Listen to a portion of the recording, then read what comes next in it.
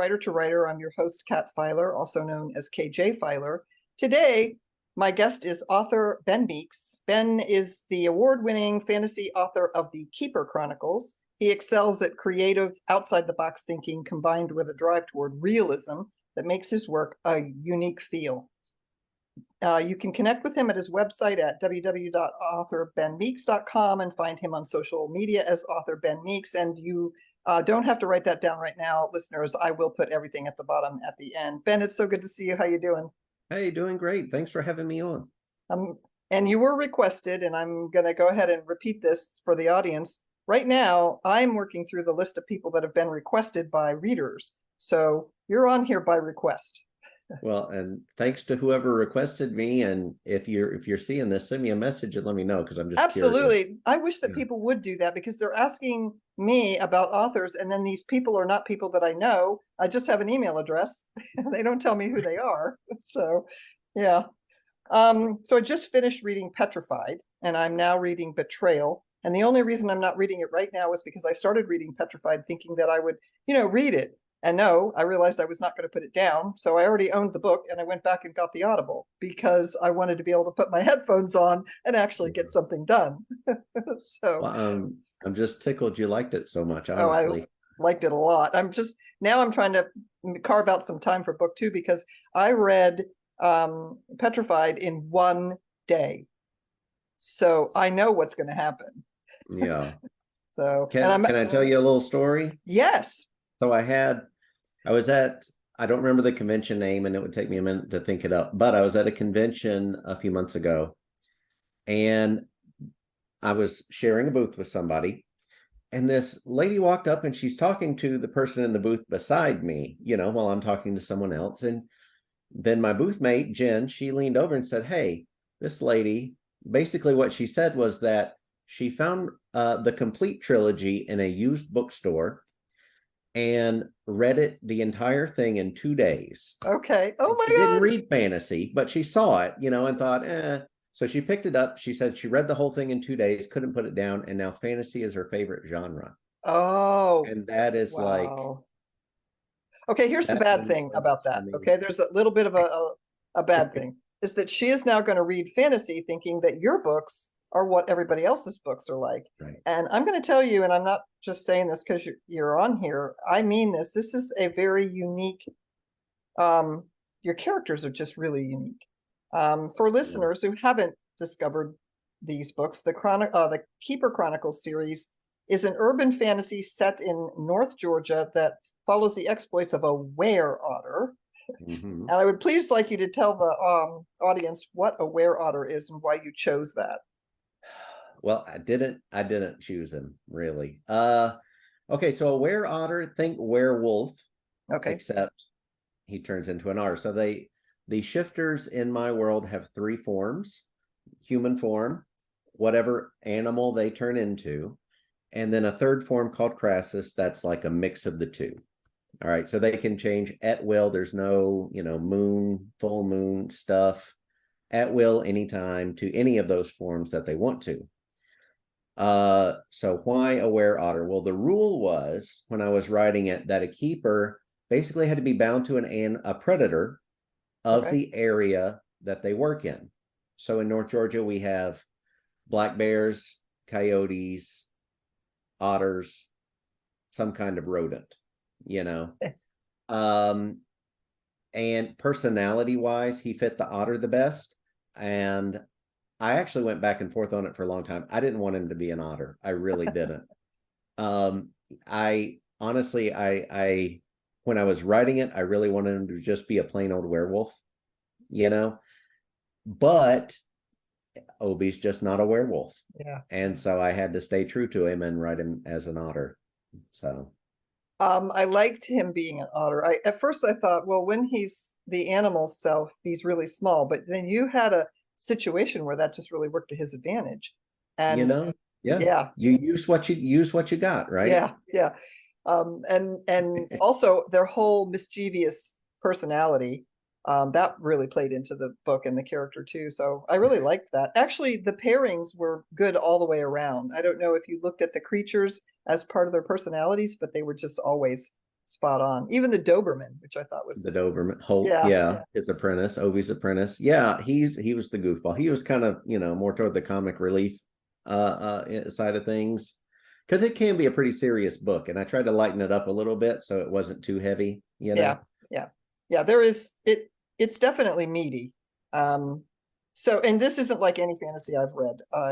And your world building is yeah, and for this being an urban fantasy, you really do some world building. So kudos on that. Can you talk about that a little bit? The world? Well, okay. First, let me say everywhere in these books is a real place. Okay. I noticed that. Yeah, everywhere. Even the places that I changed the names and locations of. Yeah. If I did bad stuff there, I used houses I used to have for some of the houses. And so I was really lazy on the world building in that aspect.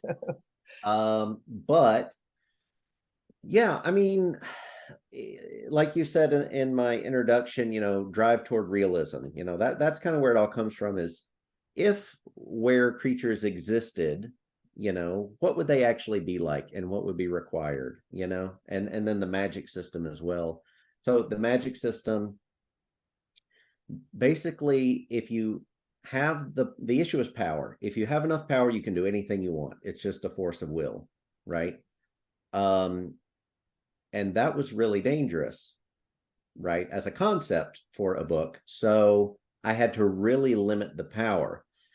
And in that decision, combined with the decision that I was going to have it be closed world, and I felt I needed a reason for it to be closed world. Okay. Because, I mean, let's face it, if all of these fantasy species were living with us on Earth up to this point, they would be more than just rumor. You know what I mean? We would know.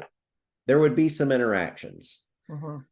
They couldn't stay secret. So I needed a reason for them to stay secret. And that reason is that basically magical fantasy creatures in this world, you use them to power the magic. So basically it's like you can have anything you want if you kill that guy over there and grind up his body into pixie dust. And then you can use that dust to power your magical, basically a wish. You know what I mean? You can have whatever you wanted. So that's a pretty good reason to, stay hidden from pretty much everyone. Yeah. And there's also a tie to nature in the book, where the animals, obviously, but also Thera. And you want to talk about that a little bit? Sure. I mean, yeah. I mean, I grew up in North Georgia, outside. This was pre-cell phone, pre-video game consoles. So I was one of those people that would leave the house, in the morning and come home at night, and we had 11.5 acres of forest for me to romp through. So I had a glade over here I would play in, and I had, just run wild. And that was just my house. My friends did the same thing. So whenever I was over there, I was outside all the time. Yeah. So I really like the outdoors. I love nature, and I don't have an overly romanticized view of it. I don't know if you picked up on that in the book. I did. Yes, I did. Nature, I love it, but it is harsh. So again, realism. Yeah. No, it was very good. So there is a distinction in the book between the characters being ultra natural instead of supernatural. Well, supernatural is a synonym for unnatural, right? Most people don't think of it that way, but that's what it is. And they're not unnatural. They're very natural kind of things, And so the idea was they wouldn't really go by that term. Like you wouldn't call yourself a supernatural whatever, but you do have to have some kind of wording for when you're speaking about your community, because what are you going to call yourself beyond, if you're talking about everyone, all the shifters and all the elves and all everybody that's not human, basically, they would have a name. So I did a lot of back and forth on that. And that was actually one of the things I was most unsure about in writing the book, was I going to do that, or was I just going to cop out and do the supernatural thing? You know what I mean? Because that nobody would blink an eye at that. Yeah. But Again, I think you realism. carved out a nice little place there. This is one of the things that I was so impressed with, that it's so different. Even the titles. Well, before we get to the titles, I wanted to talk about the tortured occult. That was Oh, the so TO. clever. Yeah. Yeah. TO. Yeah, yeah, yeah. I love the TO. I kind of want to do a spinoff Oh, I on could see them. that. That's my problem is I want to do so many spinoffs that it's like it's going to take me a long time to write all those books. So yeah. But so the TO is the Tortured Occult Motorcycle Club. And basically it is a shifter club for motorcycle enthusiasts, right? They're not a gang. And yeah, they just, I mean, you know, they deal in dust. Basically, because if you control the dust, you can control who has it. And yeah, there's a whole, they've worked, basically it's like a little government kind of, you know, a between them, the elves that live in the Chattahoochee National Forest. Then you have Obi as a representative of, you know, basically the Earth Mother. And then just everyone else has a representative. Yeah. So yeah, I don't know. They like I just felt I knew there was going to be a group of shifters and like what would be good for them to be, you know, not just like they get out and they go hang out, but like they need an organization. Yeah. And that just made sense. A motorcycle club. Yeah. Yeah. I just thought it was really cool. So you draw on a number of mythologies in this series, and so were you just always into mythology? And I also want to let the listeners know that this is not based on one particular mythology. There's just, it's like a menu of mythologies. It's a smorgasbord. Yeah, it is. Yeah. It's really good. Yeah, you know, and I mean, I didn't think about it that way, which is probably why there's so many different things. I just wrote, again, trying to think what made sense, you know, being true to the characters and where they came from. And, you know, so yeah, I mean, I've always been interested in mythology and fantasy and that kind of stuff. But, you know, I didn't sit down and plan out in detail that I was going to use this from this mythology and this one from the other mythology. It's what came out when I wrote it. So yeah, it's a nice mix. And I think too that we talked about this a little bit. I'm maybe older, but my daughter has me playing World of Warcraft and some other stuff.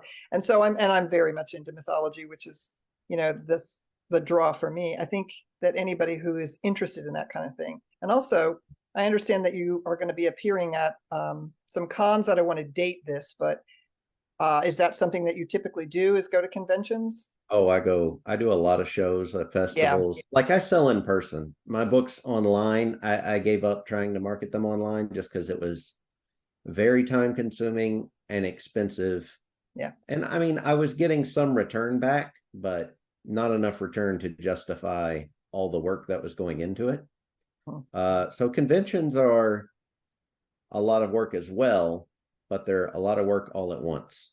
And you get face time with readers, and you know, so I'm focused on that, hope in the idea that hopefully, you know, I will build the relationship a little better with the reader than if, you know, they just saw an ad online and decided to check it out. So yeah, I can see the tie-in though, and that's a really logical place for people to find you because of what the book is about, or the books plural are about. I would love for Netflix to do a Keeper Chronicle television series. Yeah. I've heard some people say that. Yeah. The CGI exists, so it could definitely be done. If that happens, who would play Obi? Oh my gosh. Oh man. Are you interested in who I would pick? Who? Yeah, tell okay, me. and it's going to be really off the wall too, and also okay, too old for the Matt Damon, a young Matt Damon. You think Matt Damon? That's who I saw. I mean, I was thinking there's somebody I'm trying, like, I just can't quite place him. Yeah. And it may be because I was watching True Blood earlier. Oh, okay. You know what I mean? Yeah. on that subject, the guy that played Suki's brother, Oh yeah. what is his name? He might do an all right job with it. Okay. I'm bad at names. I'll I'm know a bad at face. names too. Yeah. I never knew his name, so I have no hope. But Yeah. My he husband might and be I, good. But whenever they do on TV, they'll show you somebody in high school. And I may not know the person's name, but I know exactly who that is every time. And it's very frustrating because I'm going, that's who that is. That's he was in, I'm more likely to remember the movie, but not the person. yeah, So, I know yeah. faces. I don't remember names at all. Have you got somebody in mind for Holt? Let's see. It'd have to be somebody with black hair. Yep. Well, there's makeup. Well, I mean, Okay. let's see. I don't know. Gosh, I haven't really spent much time thinking about this. The guy, no, he's not goofy enough. I was going to say what is, I don't know what his name is, but he was in Lord of the Rings and The Boys. Oh, okay. Yeah. But my concern is he's not goofy enough for that role. Yeah. I don't know. I'd have to see an audition. Yeah. You know. Yeah. But it would be a very fun character. I liked him. The narrator colored my vision of him. It was his accent that made me think that, and I don't know the guy's name, but he played on Star Trek. He played the engineer in Enterprise. Whoever that was, that's who I heard, but probably was the accent. Yeah. Tim, my narrator, Tim Page. Yeah, he's awesome. Yeah. I'd really like to get the second and third recorded, but I don't have the funds for it at the moment. So, well, that was my next question. How do I listen to the next one? Have someone read it to you? Yeah, that's what's going to have to happen. Yeah, I'm working on it, but yeah, it's pricey to do, and but Tim's great. Tim. I was actually met him. So that's what he does for a living. He's a professional voice actor. Okay. He does TV, audiobooks, just all around. And I was in a fitness group for nerds. Okay. And so we had a Facebook group, then people would talk and whatever. So I posted when I published the book, and this guy out of the blue, who was also in that group, posted, "Hey, I do audio narration. If you're interested in getting it recorded, let me know." And months go by. You know what I mean? I'm like, cool, thanks. And then months and months go by. And I thought, I'm about ready for an audiobook. Yeah. I had that one guy on that Facebook post. So I went and looked it up, and it was Tim Page. So I reached out. He gave me a pretty good deal on it. Perfectly happy, and he did a great job. Yeah, great guy to work with. So, and I know, if anybody's out there looking for a narrator, look up Tim Page and send him a message. Tell him Ben sent you. Yeah, he was very good. When you're listening, there's two approaches I've noticed from authors. Either they turn it into a sort of play, or they actually read the book. And what I liked about your narrator was he was able to give everybody a voice very specifically, because I had been starting to read the book and then I ran out of time and I needed to listen to it instead. So I got the audio, and because I was scanning and looking at the characters and stuff, even Cerebral, I didn't not catch that he was Irish, but then your narrator did that. Yeah. So we sat down. He did a great job. We sat down. One of the first things we did was he said, "Okay, what's everybody sound like?" Yeah. And it's like, oh, well, this guy's Irish. This guy's German. This guy's a redneck. Like, and I think he did a good job with it. I was happy. So he did. And as I was listening, I had no problem with him when there's not a tag. So that's a problem sometimes in an audio version, is that if there's no tag, you might lose track of who. Right. And you need somebody to be able to distinguish between the characters, and it was very clear. So, and that was the next thing I was going to say to the listeners. If you pick up the book and you're reading it, that's great. I still would recommend the audio version, and I hope that eventually you make the other two available in audio, because he did such a good job, and it's a story that just lends itself to that. If people want those audiobooks, the best thing they could do is go out and just buy them. Yep. And then that will help me get the money to get them recorded. Because Yes. that's the only thing stopping me at this point. Yeah. Everybody, huh? If we all won the lottery, we'd be all good. So, Yep.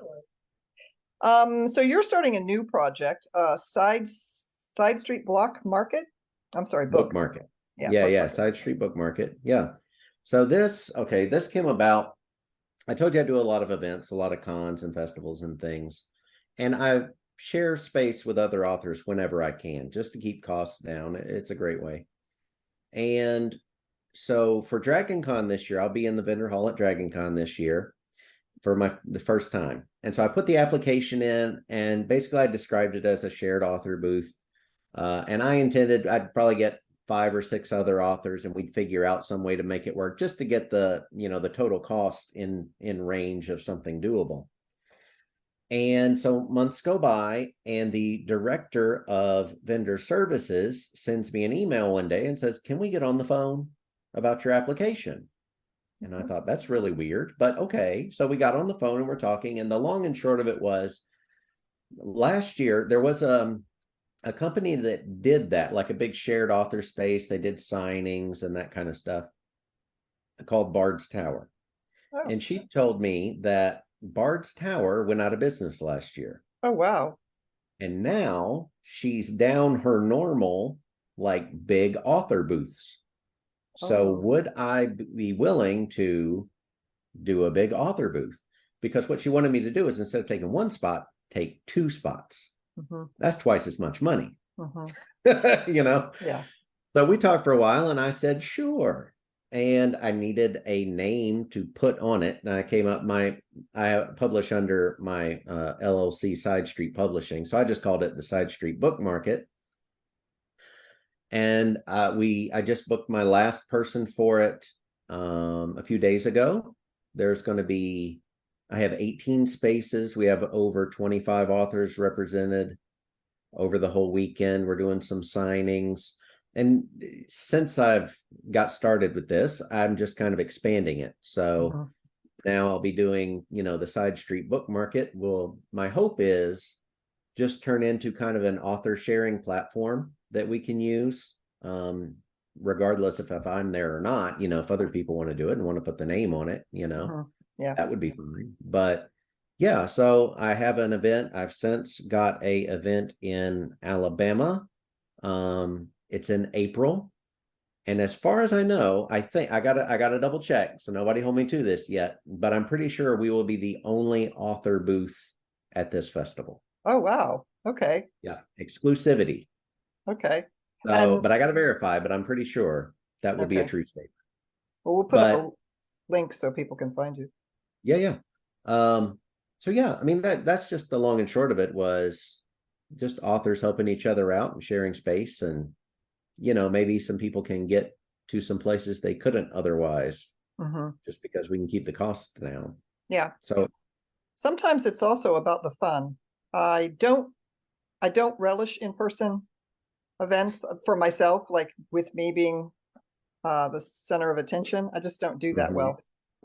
But I'm okay if I share a table with other people because we're chatting and stuff. And also, I found that I'm really good when somebody walks up and they're looking at one of my other table mates' books, and I'll say, "Oh, that's so funny. You would, oh my God." And I start telling them what it's about, and it yeah, works out because then they tell about my book. So that right. ends up, because I'm really good at everybody else's elevator speech. I'm not good at my own. That's the thing. Yeah, Yeah. that's the way it works out. Absolutely. Yeah. The I can minute tell my buddy Bob, who I share space with, he does a meth addicted redneck wizard from Alabama. oh gosh. Yeah, it's good. It's the Redemption of Howard Marsh series by Bob Magoo. But Okay. yeah, it's like it's good. But I can sell his book like that. Just, it's fun. Yeah. Anyway. Yeah. Well, and the other thing too is you're kind of hanging around with your buddies. So when there's a lull or something, Oh it's yeah, you're the not just fun. sitting by yourself. Yeah, you're No. talking to other You people. got to share, but Yeah. besides the costs, you know what I mean, involved, it's just so much nicer to have people around, and you can talk shop, Yeah. like get in a space with somebody that really knows something, if you're new, Hmm. and you will pick up so much, and then they introduce you to all the other people at the other booths that they know, and it's great. Yeah. Yeah, I agree with you about that. So is there a question I haven't asked that you would have liked me to ask? Mm. M- I can't Mike think is of all any. yours. Nothing? I don't know. I didn't come prepared for that question. Okay. How about another question? When did All you right. start writing? Well, that depends how you count. Okay. All right. How? So here's the story there. Back in 20, okay, let me go back farther than that. Okay. So always liked writing. I always did really well with writing in English class, in high school. And I mean, I tried to write other things, fantasy things, as far back as middle school. Um, and I would get a few pages down and it just didn't work. Right. And I tried for a while, tried again, wait a little bit, tried again, always the same thing. If it was outside of a school project, it just didn't work very well. So my takeaway was that I wasn't a good writer. So I quit writing, Oh, right? Because why do something you're no good at? okay. So fast forward, and I spent years not writing, and always in the back of my mind that would be really cool, but I'm no good at it. Oh, So fast forward to 2013, I went to Dragon Con for the first time. And while I was looking through the all the list of tracks that they have, I stumbled upon the writer's track down at the bottom of the list. And okay. because of this interest, I thought, oh, that would be really cool. I'll go see some authors talk about stuff. So I don't remember what panel it was. I picked some panel. I went to it, and 15 minutes in, I had this epiphany moment that it wasn't that I wasn't a good writer, it's that I didn't know how to write.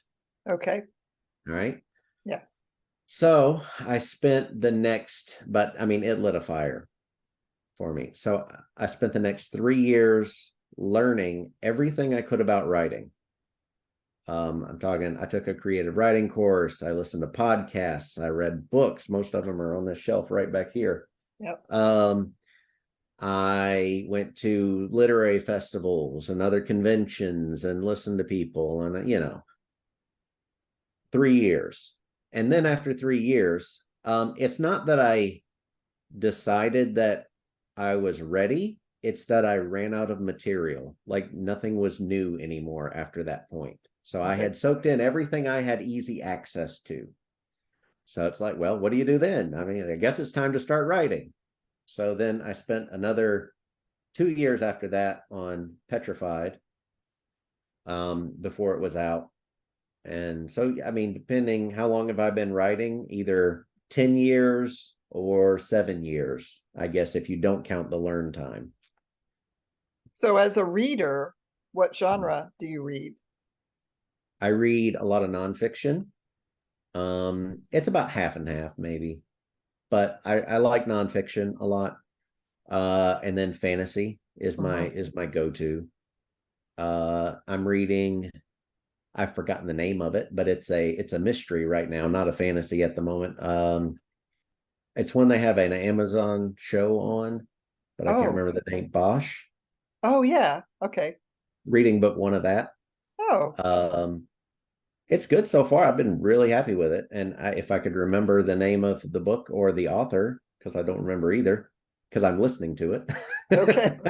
But yeah, he's doing a great job with it. I'm really impressed with him. So, I didn't know it was a book. I've only seen it. oh, yeah, Didn't know yeah. that it was a book. I didn't know it was a show until I Oh, got the audiobook, and I said, wait, there's a show? So my wife and I are planning on watching the show, but I kind of want to finish book one before I get into it. yeah. Just to Well, compare and contrast. I'll have to look for that. Do you have a favorite show on TV? Bosh. No, I don't. I don't. Okay. I watch a lot of fantasy stuff. The Witcher's great. Oh, I yeah. am anxious about what they're doing to it, how that will Yeah. be. But it seems like all my shows, they're like fantastic, and then they go and do stuff to them. Yeah. It's like just if it's not broke, don't mess with it. Yeah. So, My husband was wanting to watch something and I was doing some research and he says, what are you doing? And I said, before I watch anything, I want to know if they finish the series. yeah. Because I'm not going to start if we're not going to know where this goes. So that's that my. actually, that was one of the reasons Petrified is a trilogy. Mhm. I had 7 or 8 book ideas that I was intending to write for it. And but what I found was there's a lot of people, because of that kind of stuff now, authors not finishing series and things, that people won't even pick up something if it's not complete. Yeah.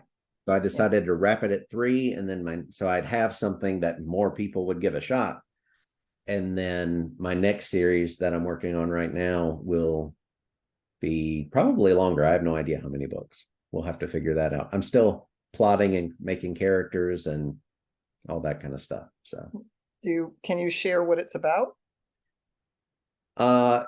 yeah, it is about, it's similar to the Keeper Chronicles in a lot of the stuff we talked about of, the nature focused, and it's set in North Georgia as well, although this time I'm using a fictional town and county. Okay. Campbell County, and the name of it was Greenbow, Okay. Georgia. Yeah. I would believe that was subject real. to change, but Yeah. as of right now, and it's about basically a country druid. Oh, okay. Yeah. So, kind of a redneck guy, but he's a druid. And Okay. I think I'm going to give him a diner. Okay. That's great. I like that. Run a little diner in this small town. Yeah. Yeah. So I've been making all the characters in town, figuring out what they're all about and how that's gonna, feed into the story or the side plots and all that kind of stuff. And I'm having a blast with it. It's pretty fun, honestly. But yeah, I've got a lot of good characters already, but I need more. Yeah. Is this going to be another urban fantasy? Yep. Okay. Yep, So yep. in our world, but fantastical characters. One of the things I like that you did, and I can see that this was purposeful, was monsters are not necessarily monsters. So, Well, I mean, yeah, there isn't really anything that's black and white with me. right. Like, there's always layers to everything. So just because something looks scary, or, if it's intelligent, it could be good or bad or neither. Yeah.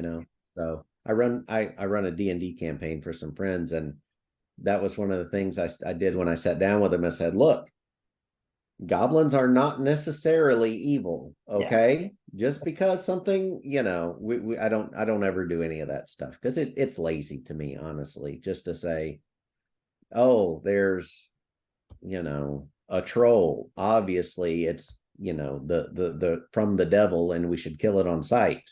It's like, come on. Come on. Yeah.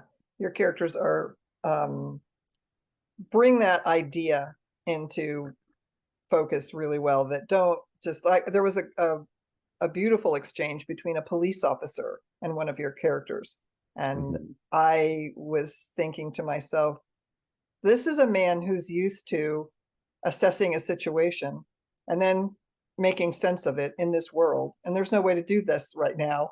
Right. He's going to have to go on faith a little bit, and I like the fact that what he really came down to was having to sort of trust his instinct about this. Well, these people don't seem to be evil, so you might look at him and make that distinction, and then I don't want to give him a spoiler, but I don't want to. He did have his life saved, so I mean, if they had ill will towards you, they probably wouldn't have done that. So but it was a good message, I thought, because they are scary, especially physically. They're scary anyway. So, well, Ben, it has been an honor and a pleasure, and I hope for your next series that you will come back and do another interview. Yeah, I'd love to. And to listeners, I will put all the links below where you can find Ben as an author, find his books, find reviews and stuff. And by the way, if you do read his books, please leave reviews. Authors live by reviews. And when you leave a review, please don't just leave it on Amazon. Just copy and paste and put it on Amazon, BookBub, Barnes & Noble, Goodreads at minimum. And just please, it's just the same review, but post it everywhere. Okay. Great. Well, Ben, thanks a lot. And we'll have another when you are ready. All right. Thank you. Thanks.